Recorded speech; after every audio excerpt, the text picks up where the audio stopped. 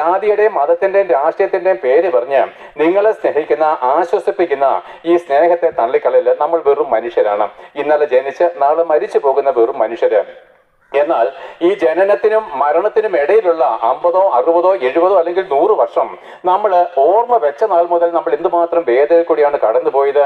കണ്ണുനീരിന്റെ ഉറവ പലപ്പോഴും നമ്മുടെ കണ്ണുകളിൽ നിന്നാണ് പൊട്ടി ഒഴുകിയിട്ടുണ്ട്. അതിനെ നിയന്ത്രിക്കാൻ പോലും നമുക്ക് പലപ്പോഴും കഴിഞ്ഞിട്ടില്ല.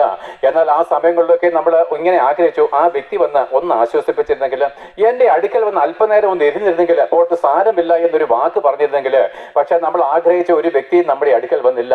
അതുകൊണ്ട് അനേകരും ആത്മഹത്യയിലേക്ക് പോവുകയാണ്. പ്രിയപ്പെട്ടവരെ, ആത്മഹത്യ ചെയ്യുന്നതിന്റെ കാരണം എന്തെന്നറിയാമോ?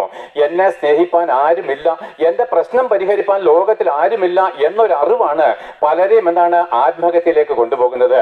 എന്നാൽ നോക്കുവിന്, നമ്മളെ സ്നേഹിക്കുന്ന, നമ്മളെ സഹായിക്കുന്ന ഒരു നല്ല സഹായകൻ വിണ്ണിലുണ്ട്, ആകാശത്തിലുണ്ട്. ആ സഹായകന്റെ പേര് യേശുക്രിസ്തു എന്നാകുന്നു.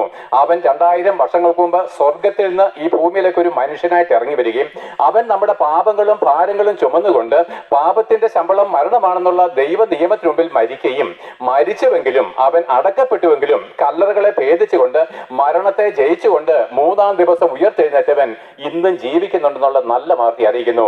അവനെ വിളിച്ചപേക്ഷിക്കുന്ന ഏവനും രക്ഷ പ്രാപിക്കുന്നുള്ള വചനമുണ്ട്.